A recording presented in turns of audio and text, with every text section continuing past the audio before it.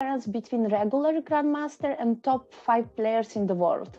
Share some yeah, that's an light interesting question. And I mean, what is very important? Where is the difference, guys?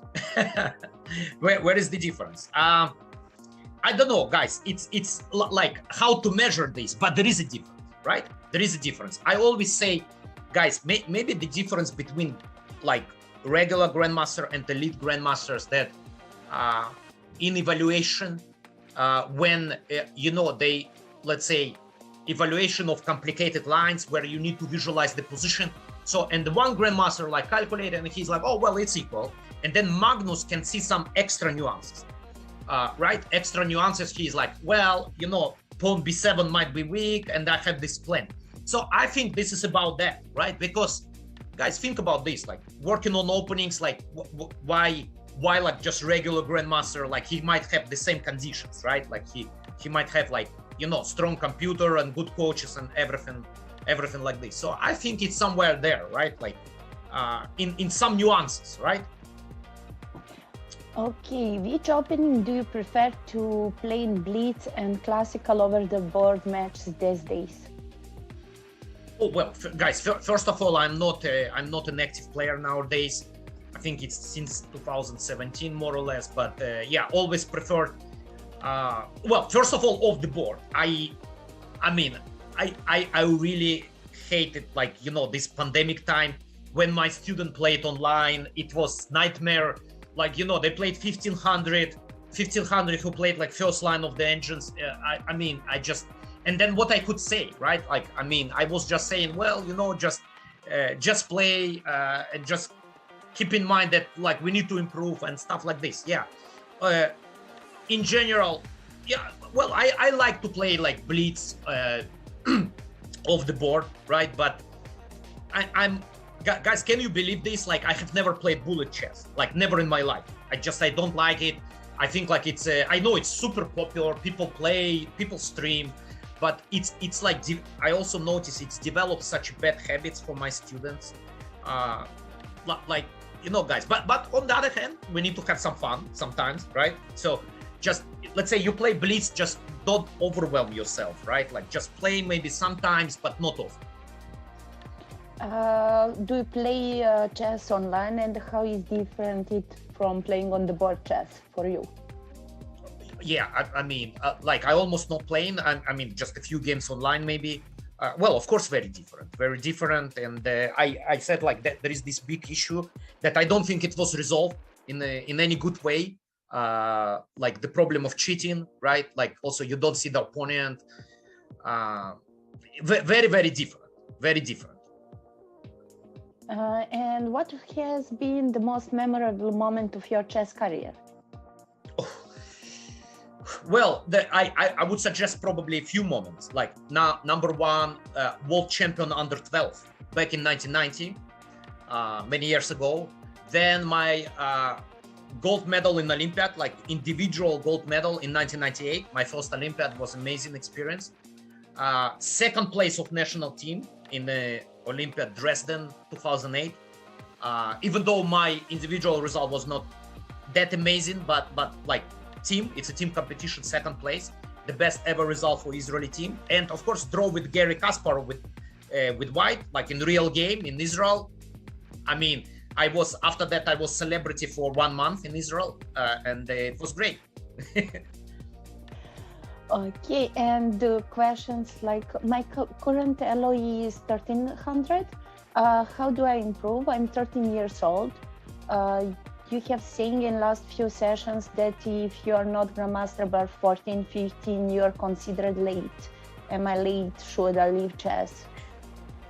Yeah, guys, of course, but I think like nowadays, especially in India, you have this pace when like 12, 14 years old already grandmasters. Yes, it's tough. But I mean, nowadays everything is possible, right? With the, you know, all the technology, computers, I believe everything is possible. And I mean, if you build some efficient process, like how to work on chess, it would everything, well, okay, you will become grandmaster like at age 18, for instance. I don't see big difference, right? There are like so many factors. I don't think it's like, oh, well, you cannot get like grandmaster like Gukesh, that's a problem, right? Like it's you know, everyone with his pace. I remember when I became a grandmaster in 1997, I was 17 years old, and it's considered to be, I'm like, I have a good pace pretty much, right? Yeah, guys, just to work properly on chess, right? Like maybe to hire a coach. Everything is possible. You can also, sometimes there could be different goals. Like, you know, for instance, I don't know, some players now just stream on, you know, Twitch or YouTube channels, and they're doing pretty good, you know, like, and they're not even the grandmasters. Could be different goals, right? So somebody is like sent like 10 times how to understand endgames. Maybe I just addressed this very quickly, Aleksandra. So guys, how to understand endgames, to study endgames, right? To study endgames. There are a lot of books, a lot of material. Now it's usually, there are like two components. Like one is theoretical endgames, right? Like first of all, it's hard for you to study this kind of endgames when you don't know like simple stuff, right? Starting from like all mates, right? Like including knight and bishop, and then like rook endgames. And so theoretically, like for instance, there is a, guys, highly recommended, there is a book, 100 endgames you must know. So that's another stage after you know how to mate with it, like with bishop and knight, with two bishops and stuff. So they already consider like what to do, like rook endgames, let's say rook and bishop against rook and stuff like this. So that's must-read book, you know, 100 endgames you must know. And then you can slowly move to like endgames. Like there are books like famous book, Russian author, his name is Chereshevsky, Playable Endgames. So he discussing endgames like Whitehead. I have a nice course on Chessable. It's called Russian Endgame Technique. I know Russian maybe not a good word right now, but that's a chess history. So you know, guys, a lot of material. You just start studying. Yeah, you get experience. I also understand perfectly that on the lower level, it's quite often like you rarely get to fight in endgames, because either the game is over or maybe you get to the endgame when one side has already extra material. That's a different story, right? But the more you improve, the more chances you will get like more playable endgames that you need to know how to handle, right? Guys, just going over the material, right? Okay, and there is one question about opening repertoire. The person is playing Scotch or closet Sicilian or Alpine Sicilian with white, and Scandinavian as black, and struggling a lot what to do against d4 as black, like struggling a lot in how to play proper these closed positions. Guys, it's you know, the opening choice, it's very personal. It's very important, whatever like you feel it's appealing to you. Like I don't like Scandinavian, you play Scandinavian, right? It's okay opening, right? I'm like not super fan, but of course, like, you know, grandmasters play, cousin play, and everything is good, right? So you need to find something that appeals to you, right? I mean, like for instance, I personally, for me, that would be such an easy job when I just like everyone that I work with, I would say like, oh well, guys, you know, like get my books, first d4.